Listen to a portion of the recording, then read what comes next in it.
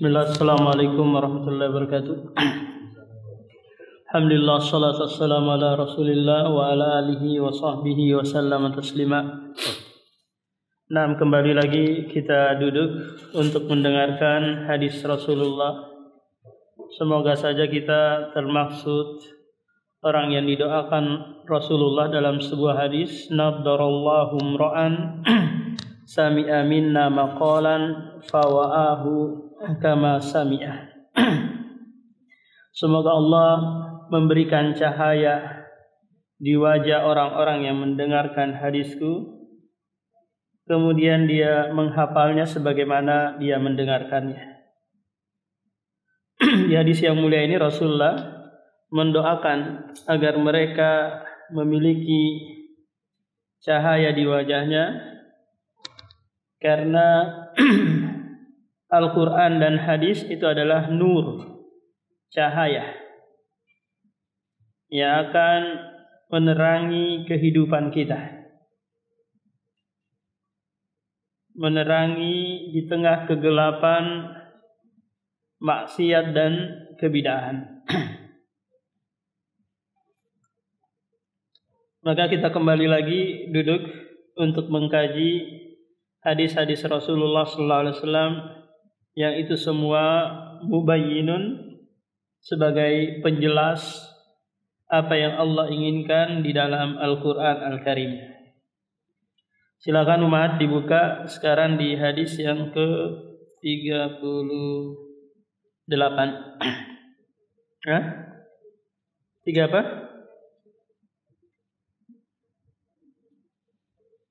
37.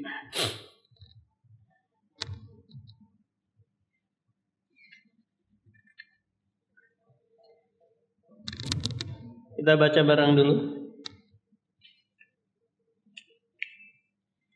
An Ibni Abbasin radhiyallahu anhuma.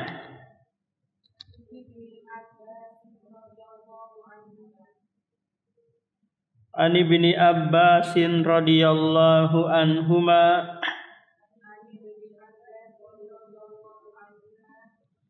an Rasulillahi sallallahu alaihi wasallam fima yarwihi ar-rabbihi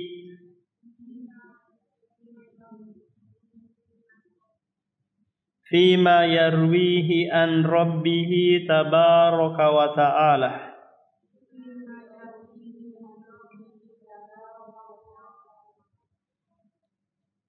Inna Allaha katabal hasanati was sayyiati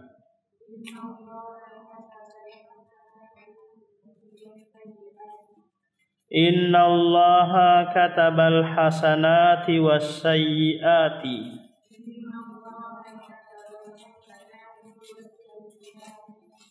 Summa bayyana dhalika faman hamma bihasanatin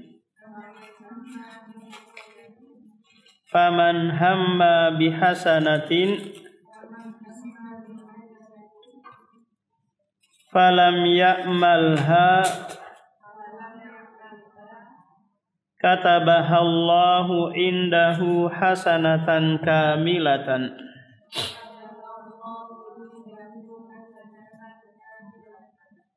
katabahallahu indahu hasanatan kamilatan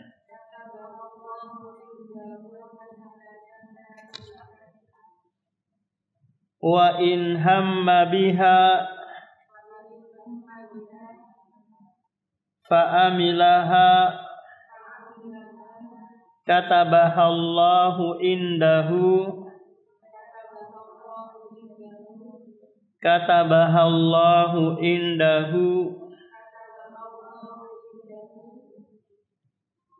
asyra hasanatin ila sab'i mi'ati dhi'fin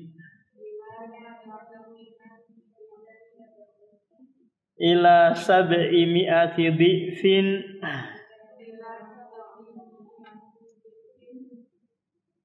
ila adhafin katsiratin ila adhafin katsiratin wa in hamma bisayyi'atin wa in hamma bisayyi'atin falam ya'malha katabahallahu indahu hasanatan kamilatan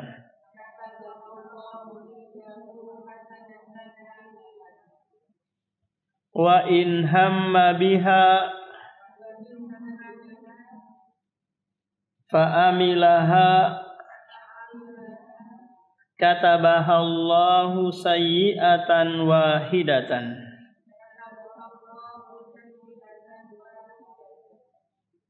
Rawahul Bukhari wa Muslimun.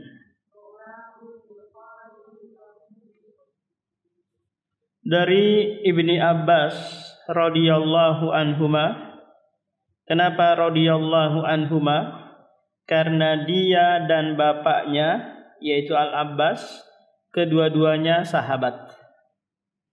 Kalau radhiyallahu anhu berarti dianya saja yang sahabat. Dianya saja yang masuk Islam. An Rasulillahi sallallahu alaihi wasallam fi ma yarwihi an rabbih tabaraka wa taala. Ini adalah hadis kursi. Sering kita lewati dan sering kita jelaskan bahwa hadis kursi itu adalah yang mana maknanya datang dari Allah, lafadznya datang dari Rasulullah. Bedanya apa dengan Al-Quran? Kalau Al-Quran lafadz dan maknanya datang dari Allah.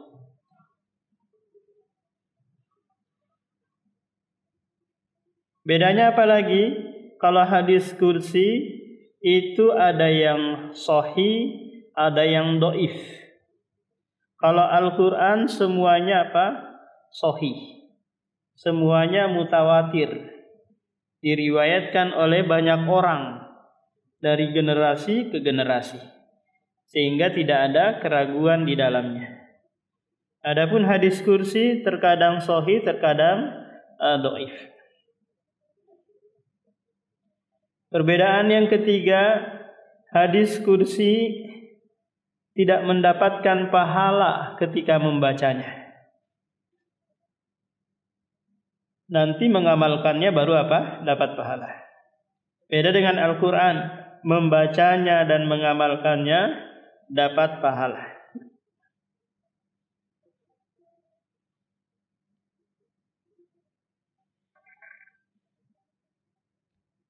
Innallaha, ini Allah yang berkata, sesungguhnya Allah telah mewajibkan atau telah mencatat kebaikan dan keburukan. Ini pelajaran bagi kita bahwa penentuan baik dan buruknya sesuatu itu haruslah berlandaskan Al-Quran dan hadis Rasulullah. Meskipun terkadang ada yang baik dan buruk secara akal ataukah juga secara adat istiadat. Kenapa demikian? Karena Rasulullah itu diutus liyutammima makarimul akhlak. Diutus untuk menyempurnakan akhlak yang sudah ada. Di mana para orang-orang musyrik di zaman Rasulullah mereka sudah punya akhlak seperti tidak mau berkata bohong, menyambung silaturahmi dan yang lainnya. Rasulullah tinggal menyempurnakannya.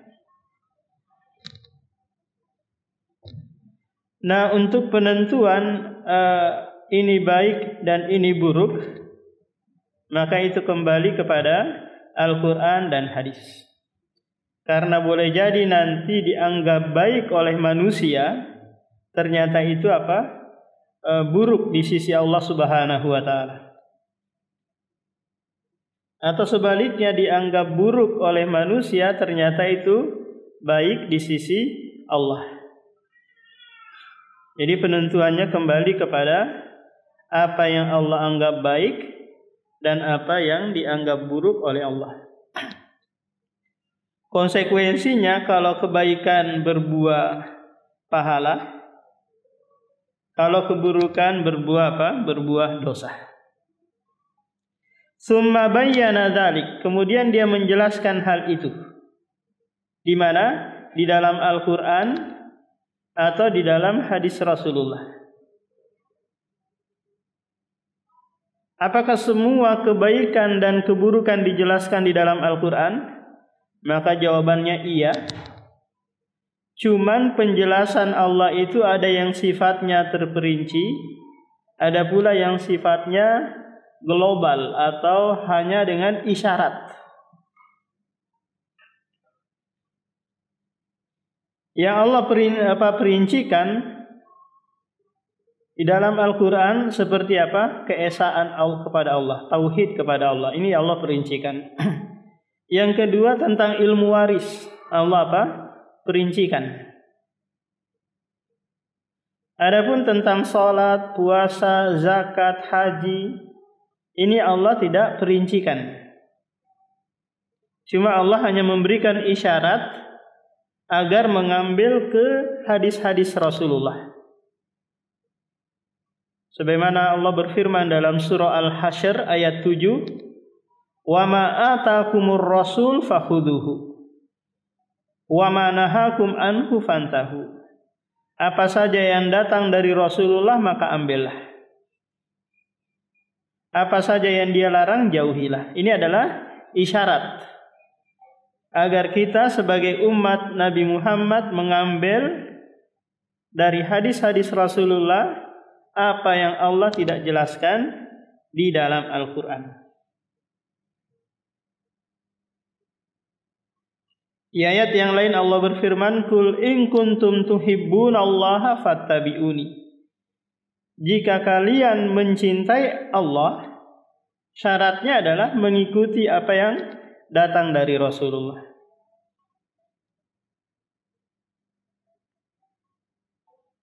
Maka Rasulullah sebagai apa? Sebagai mubayyin, penjelas apa yang belum Allah perincikan di dalam Al-Quran Al-Karim. Laqad kana lakum fi Rasulillahi uswatun hasanah. Sungguh telah ada pada diri Rasulullah suri toladan yang baik. Ambillah tata cara ibadahnya, akhlaknya, muamalahnya. Karena itu adalah qudwah bagi kalian. Contoh yang nyata bagi kalian.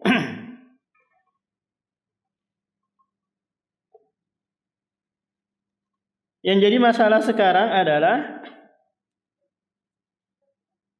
ada kebaikan yang itu tidak dijelaskan oleh Allah dan Rasulullah di dalam Al-Quran dan hadis, tapi dianggap baik oleh manusia. Contoh Isra Mi'raj hari ini ya, atau nanti malam umat ya. Di mana mayoritas kaum muslimin di Indonesia merayakan Isra Mi'raj ini.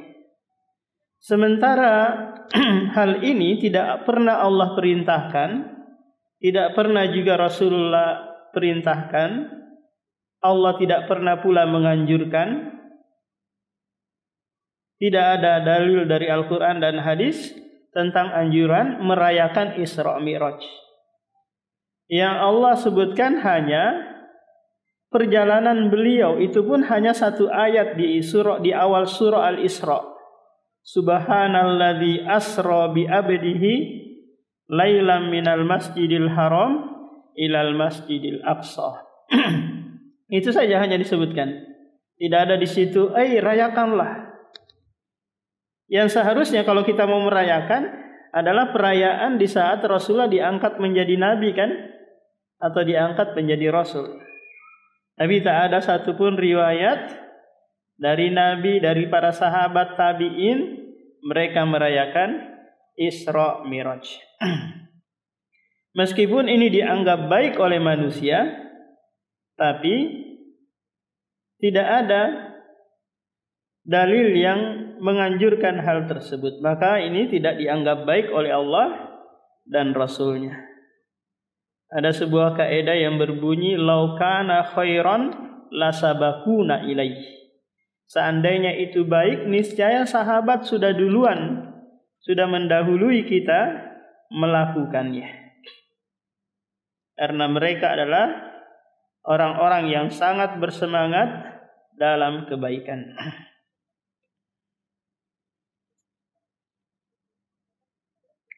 Nah, kita sudah tahu bahwa kebaikan itu sumbernya dari mana dan juga sudah dijelaskan oleh Allah. Sekarang mengarah kepada subjeknya, yaitu orang yang mau melakukan keburukan atau kebaikan. Faman hamma bihasanatin, barang siapa yang hamma. Perhatikan ini ummahat, hamma itu adalah keinginan yang disertai dibarengi dengan usaha. Keinginan yang dibarengi dengan apa? Dengan usaha atau perbuatan. Itu namanya apa ummahat? Hamun. Di atas hamun adalah azmun, berazam. Ini lebih tinggi daripada apa? Daripada hamun. Di bawahnya hamun adalah niat. Paham? Jadi niat itu tidak dibarengi dengan apa ummahat? Dengan pergerakan. Contoh ummahat, ada niat mengizinkan suaminya poligami, terus nggak jadi, itu baru apa? Baru niat. Tapi kalau dia hamun gimana? Dia cari di biro jodoh gitu, ya nanya ke ummahat-ummahat yang lain, ada nggak yang mau jadi saudariku? Dia berusaha nyari, qadarullah nggak dapat. Ini apa ummahat namanya? Hamun. Maka orang yang seperti ini sudah bernilai apa? Tercatat pahala di sisi Allah. Kenapa? Karena dia ada hamun tadi, ada usaha. Cuma qadarullah, Allah tidak takdirkan dia melakukan kebaikan itu. Ada ummahat yang dia kepengen datang ke kajian, tapi nggak melakukan gerakan sedikit pun. Dia nggak mempersiapkan diri, dia nggak nyalain motornya, dia nggak berusaha ada gerakan untuk ke masjid ini. Maka ini namanya apa ummahat? Baru apa? Baru niat. Belum dapat pahala. Tapi kalau dia sudah mandi, sudah pakai ini, sudah siapkan buku. Qadarullah suaminya bilang, saya nggak usah dulu ikut ke kajian ya. Berarti apa? Dia sudah melakukan hamun. Maka dia meskipun tidak datang ke majelis, dia sudah mendapatkan pahala. Atau dia sudah berangkat, qadarullah di tengah jalan dia ditilang karena nggak pakai helm atau nggak bawa SIM. Akhirnya apa? Motornya ditahan, dia nggak bisa sampai ke kajian. Maka ini apa ummahat? Ini baru apa? Hamun.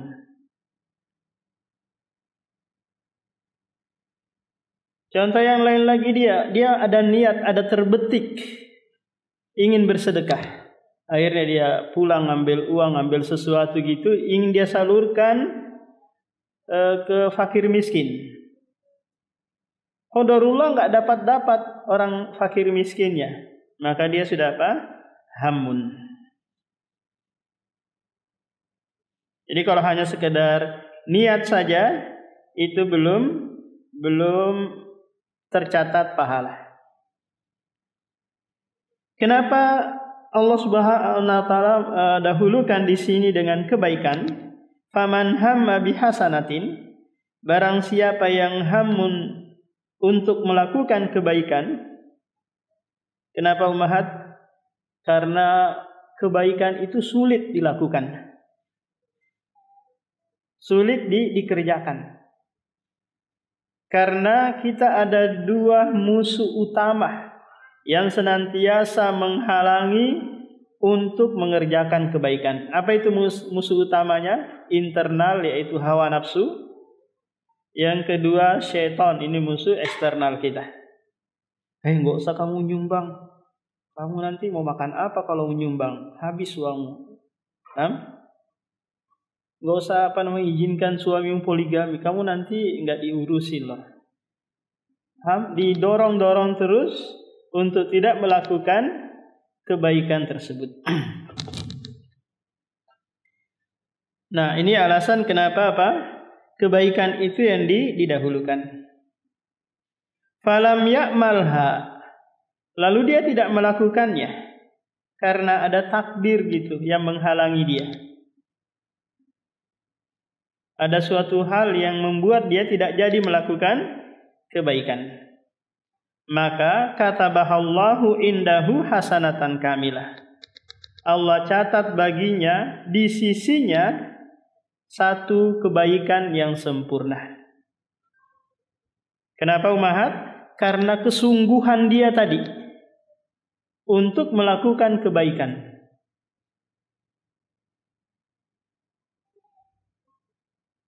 Maka Allah hargai keinginannya ini. Allah berfirman di akhir surah Al-Ankabut,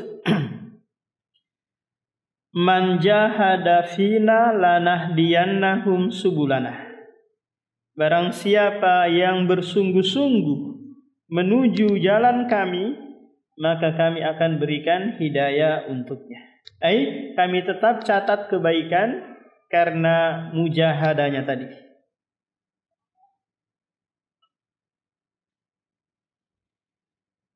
Wa in hamma biha fa'amilaha katabahallahu indahu asyra hasanatin. Barang siapa yang lalu dia mengamalkannya, maka Allah catat di sisinya 10 kebaikan hingga 700 kebaikan hingga kelipatan-kelipatan yang banyak. Menunjukkan bahwa kebaikan yang kita lakukan itu Allah lipat gandakan. 1 dilipat 10, 10 dilipat hingga 700.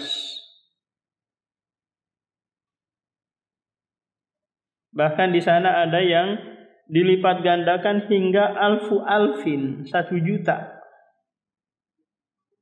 Seperti apa?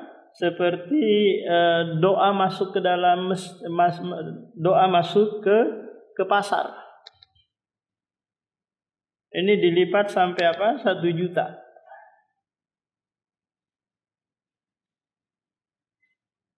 Adapun amalan-amalan yang lain secara asalnya 1 dilipat ke 10. Kemudian Allah lipat lagi menjadi 700.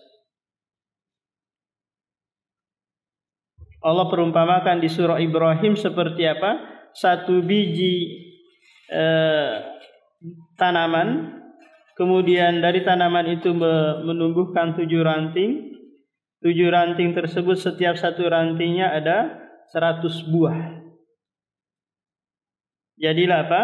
Jadilah 700. Ini adalah pendorong kita untuk melakukan kebaikan. Jadi tidak ada salahnya umahat kalau sekiranya kita berbuat kebaikan kemudian dibalas dengan kebaikan. Bukan istilahnya ibadahnya pedagang, enggak. Itu orang-orang sufi yang menganggap seperti itu, bahwa jika kita mengharap pahala itu ibadahnya pedagang. Karena Allah Subhanahu wa taala dan Rasulnya menyiapkan balasan yang itu memotivasi kita, mendorong kita untuk melakukan amalan tersebut. Coba bayangkan umahat, kalau ada tukang yang kerja di rumah kita. yang itu kita gaji harian dia untuk memperbaiki atau renov rumah kita. Kita sudah sepakat gaji dia sehari 200.000. Kemudian pembantunya 150. Akhirnya apa Umahat? Dia bekerja mulai dari pagi sampai jam 5 sore. Di tengah jalan, di tengah perjalanan dia mau kerja tadi, kita kasih tahu, "Afwan Pak, saya nggak bisa gaji kalian." Kira-kira dia masih tetap semangat nggak Umahat? Oh, enggak kan? Ternyata nggak digaji. Kalau dia ikhlas, nggak apa-apa Bu, saya tetap kerja kok, saya hanya mengharap wajah Allah. Ada kira-kira kayak gitu. Saya tetap mau menyelesaikan pekerjaan saya. Urusan rezeki itu di tangan Allah, bukan di tangan ibu atau bapak. Berarti ada nilai plus kan bagi tukang ini ya. Ini kalau apa? Dia hanya mengharap biadillah, apa yang ada di tangan Allah Subhanahu wa taala. Tapi kalau dia bahas lemes dia kan, berhenti dia kerja. Kenapa? Karena sesuatu yang dia harapkan ternyata nggak bisa dia dapati atau peroleh.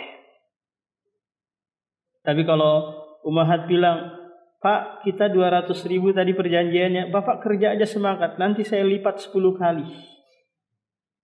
Jadi ya 2 juta satu hari. Kira-kira bagaimana semangatnya Umahat? Luar biasa, mau lembur dia tetap sikat kan. Bayangkan 1 dilipat menjadi 10 kali. Terus tambah lagi, udah saya tambah terus berapa Bapak mau, nggak ada masalah. Kerjakan aja Pak. Apa nggak begitu semangatnya dia bekerja. Jadi kita diiming-imingi pahala agar kita semangat dalam melakukan kebaikan. Nah, di sini Allah Subhanahu wa taala tidak menyebutkan jenis kebaikan tersebut. Apa saja bentuknya kebaikan, maka itu semuanya akan bernilai pahala di sisi Allah Subhanahu wa taala. Yang itu kita bisa rasakan di dunia maupun di akhirat kelak. Coba perhatikan Umahat, tak kala ada orang yang bersedekah. Dia bersedekah 100.000. Minimal yang dia dapati apa? Yadul ulya khairum minal yadis sufla kan? Tangan yang di atas lebih baik daripada tangan yang di bawah. Orang yang memberi itu lebih apa? Lebih mulia daripada yang menerima. Ini yang pertama. Yang kedua, Allah janjikan apa? Akan membalasnya dengan kelipatan yang banyak. Kemudian yang ketiga, dia berbahagia, melebihi kebahagiaan si fakir yang menerima sumbangan tadi.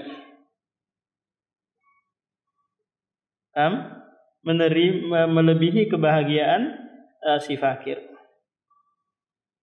Kenapa? Karena si fakir ini mau menerima sedekahnya, itu adalah kebahagiaan tersendiri bagi yang memberi tadi.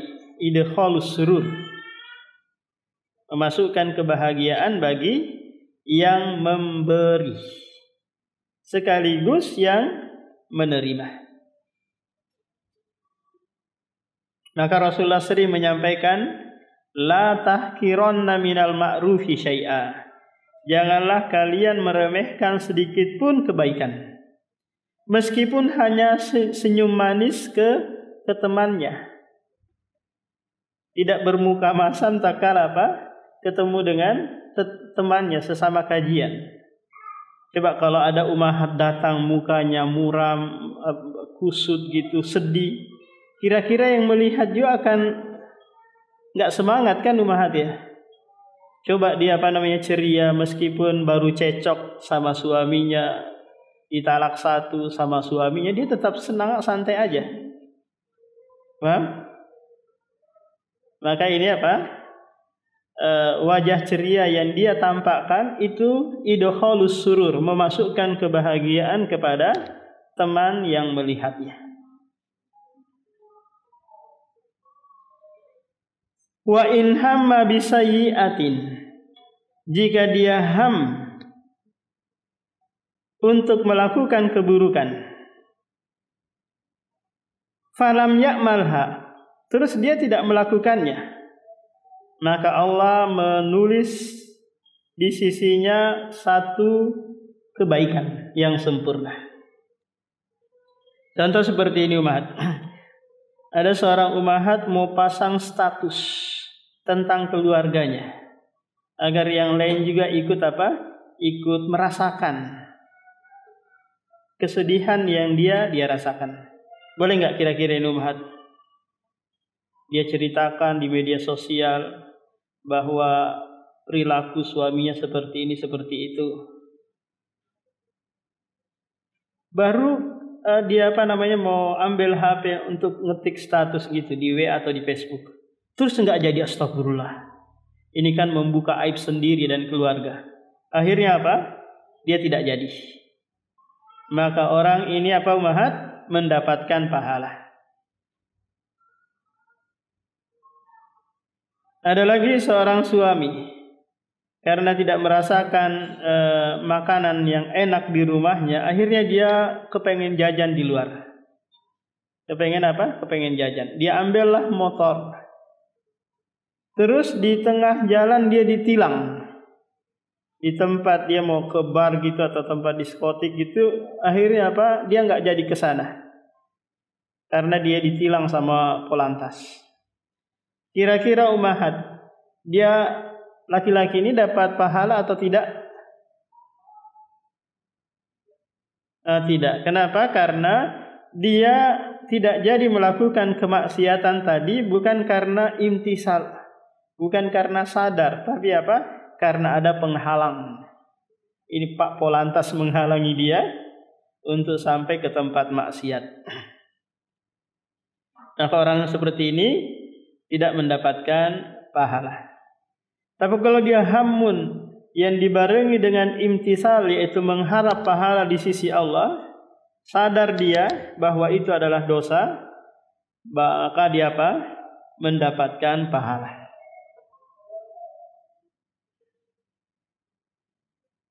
Wa in hamma biha fa amilaha katabahallahu sayyi'atan wahidah. Jika dia melakukan keburukan tadi, maka Allah hanya mencatat satu dosa. Kenapa ini umahat? Kenapa enggak dilipat gandakan jadi 10 kemudian jadi 700 sebagaimana kebaikan? Maka jawabannya karena apa? Karena perbuatan dosa ini sering mudah dilakukan oleh manusia. Sebagai bentuk rahmat Allah kepada manusia, maka apa? Dia tidak lipat gandakan dosa yang dilakukan. Paham? Ketika nanti di bulan Ramadan atau di bulan Zulhijjah, yang dimana di sana amalan dilipat gandakan umahat kan ya. Tapi giliran dosa enggak.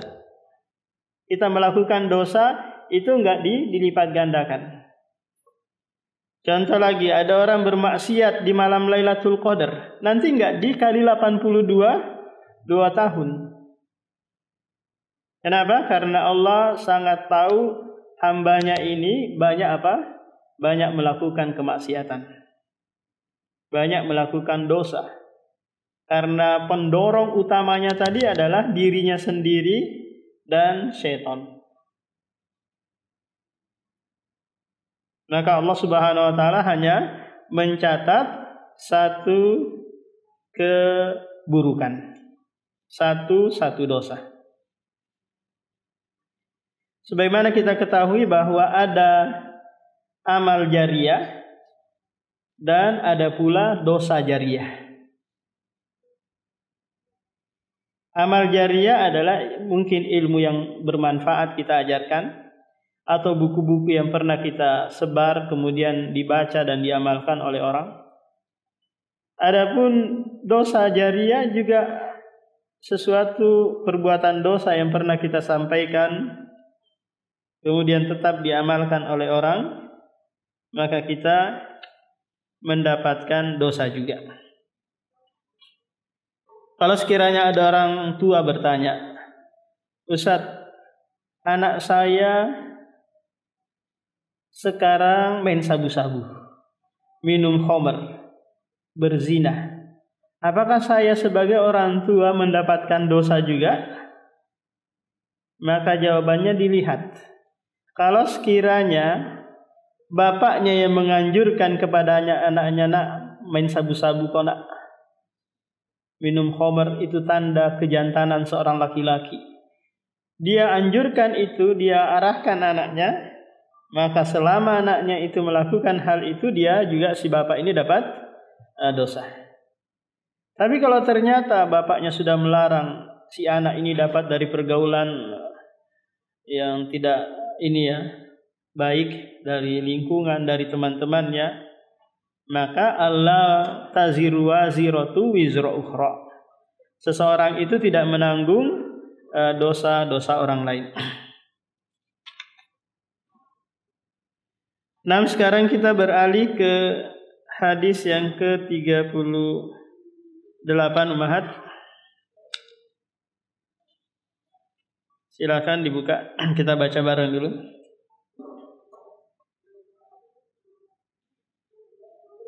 An Abi Hurairah radhiyallahu anhu qala qala Rasulullah sallallahu alaihi wasallam,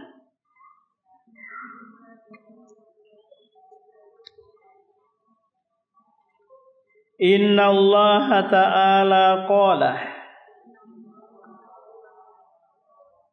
Man adali waliyan faqad adantuhu bil harbi.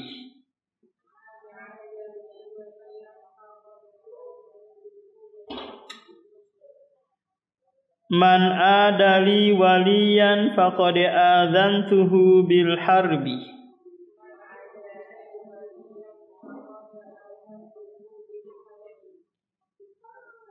Wa ma taqarraba ilayya abdi bi syai'in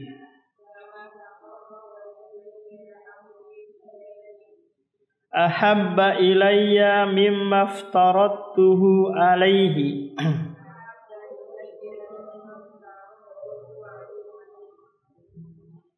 wa la yazalu abdi yataqarrabu ilayya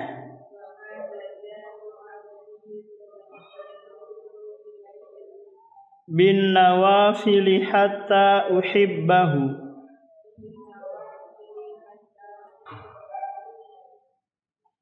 Fa idza ahbabtuhu kuntu sam'ahu alladhi yasma'u bih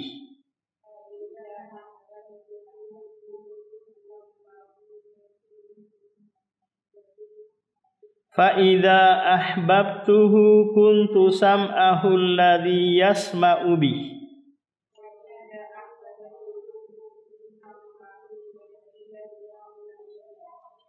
wa basarahu alladhi yubsiru bihi wa yadahu allati yabtishu biha wa rijlahu allati yamshi biha wa la in sa'alani la u'tiyannahu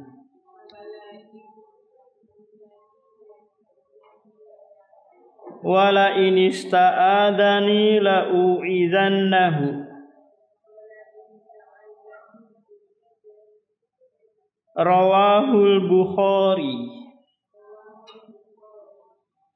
Hadis ini masih hadis qudsi Ummahat, yang mana Allah berkata, barang siapa yang memusuhi waliku, maka aku umumkan peperangan untuknya. Ini adalah kabar gembira bagi wali-wali Allah, di mana Allah Subhanahu wa taala akan melindungi mereka dari kejahatan permusuhan orang-orang yang membenci wali-wali Allah. Tapi kita perlu perhatikan siapa wali Allah itu, untuk nanti membedakan antara waliullah dengan waliyu syaitan. Karena ada wali Allah, ada wali syaitan. Perlu diketahui Muhammad bahwa wali, Kalau itu disandarkan kepada Allah, maka maknanya adalah nasiruhu. Nasiruhu, penolong orang-orang yang beriman. Penolong orang-orang yang beriman. Sebagaimana Allah berfirman dalam surah Al-Baqarah ayat 257.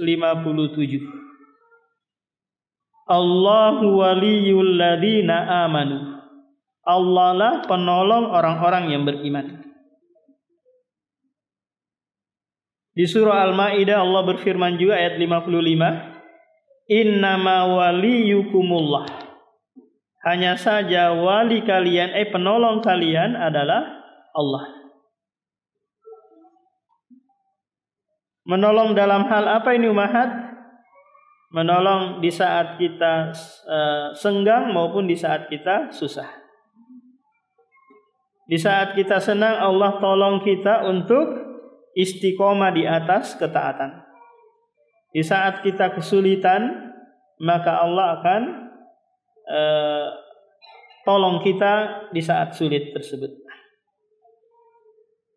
Sebagaimana Ashabul Kahfi, pemuda yang Allah tidurkan selama 309 tahun di dalam goa.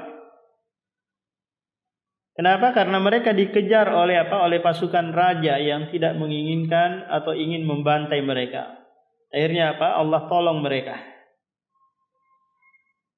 Jadi pertolongan Allah itu mahat di saat kita kesulitan, itu tiba-tiba datang tanpa kita minta, tanpa kita melakukan mantra-mantra baca-bacaan terlebih dahulu. Nah, wali Allah adalah mereka yang bertakwa, beriman dan bertakwa. Ini namanya waliullah. Orang-orang yang mendapatkan pertolongan dari Allah. Jadi kullul mu'min wattaqi. Setiap orang yang beriman dan bertakwa pasti akan mendapatkan pertolongan dari Allah. Allah sebutkan hal itu di surah Yunus ayat 62 hingga ayat 63. Ala inna awliya Allahi la khaufun alaihim wa la hum yahzanun. Alladzina amanu wa kanu yattaqun. Ketahuilah bahwasanya wali-wali Allah adalah mereka yang tidak takut dan tidak bersedih. Siapa mereka? Mereka adalah orang yang beriman dan bertakwa. Jadi sesuai dengan kadar iman dan takwa kita umahat, sesuai itu juga pertolongan Allah kepada kita. Nah, ini wali Allah. Ada waliu syaitan. Walius syaitan maknanya adalah syaitan yang menolongnya. Ciri-cirinya mereka yang melakukan khariqul ada, sesuatu yang luar biasa di pandangan manusia, seperti dia bisa masuk ke dalam api terus tidak terbakar, atau dia iris-iris badannya pakai pisau nggak luka, dia berjalan di atas air gitu, tapi nggak pernah sholat. Kerjanya mabuk-mabuk, maka ini adalah walius syaitan. Syaitan yang membantu dia, menolong dia untuk melakukan hal-hal yang luar biasa tadi. Ini bukan karomah umahat, ini khariqu anil adah. Sesuatu yang perkara yang luar biasa, yang itu syaitan yang membantunya. Allah sebutkan hal itu di surah Al-A'raf. Innahum muttakhadhus syayatina awliya min dunillah. Sesungguhnya mereka menjadikan syaitan sebagai wali-wali dari selain Allah Subhanahu wa taala. Jadi coba perhatikan umahat, kalau ada orang anteraksi gitu, sebelum dia iris-iris badannya, dia makan beling, dia melakukan semedi dulu, baca-baca terlebih dahulu. Maka ini adalah walius syaitan.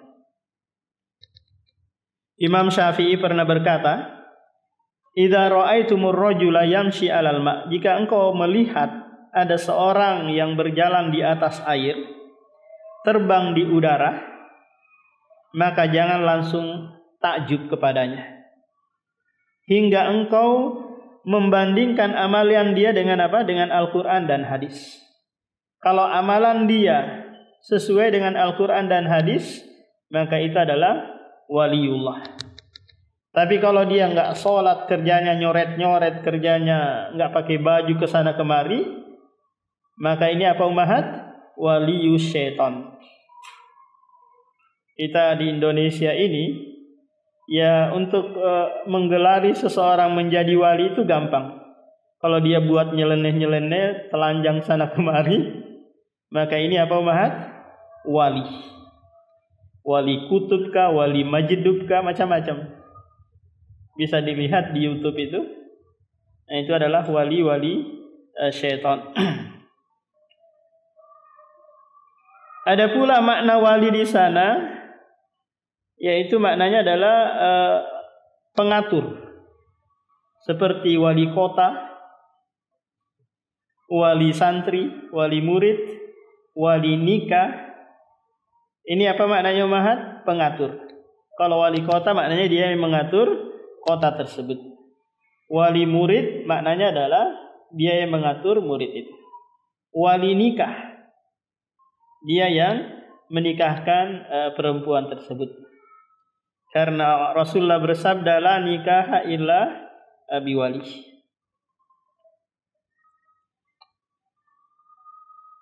Jadi seseorang kalau sudah dia memiliki kewalian karena dasar iman dan takwanya tadi umahat, maka Allah akan membelanya di saat orang-orang yang memusuhinya mau menyakiti dan menyerangnya. Nah, kalau orang itu sudah memiliki keimanan dan ketakwaan, berarti ada kewalian pada dirinya.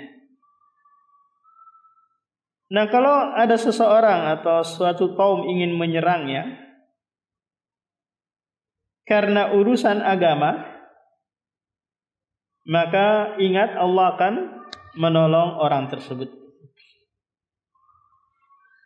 Tapi kalau karena urusan dunia, kita lihat lagi, kalau orang mukmin tadi ini yang melakukan kedzaliman, maka Allah tidak akan membantunya.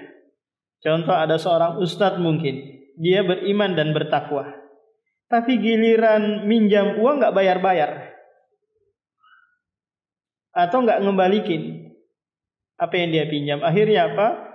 Orang yang meminjamkan tadi ini panggil preman untuk apa? Memaksa si ustadz ini kembalikan barang yang dia pinjam. Maka orang ini tidak ditolong oleh Allah Subhanahu wa taala. Kenapa umahat? Karena dia melakukan kezaliman.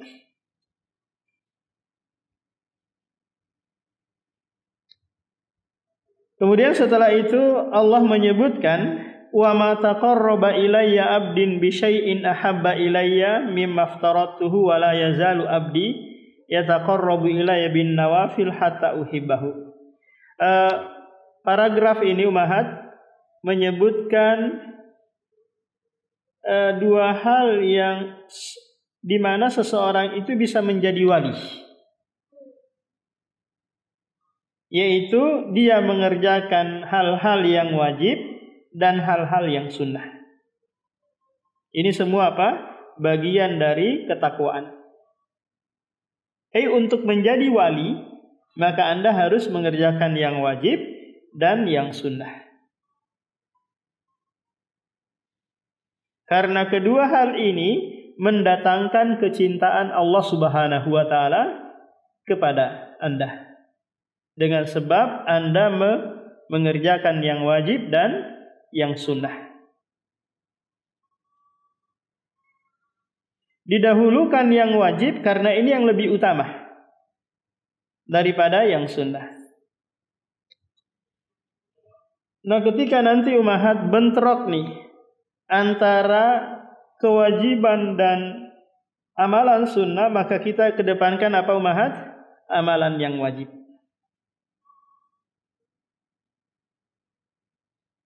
Contoh, kita sebagai seorang istri.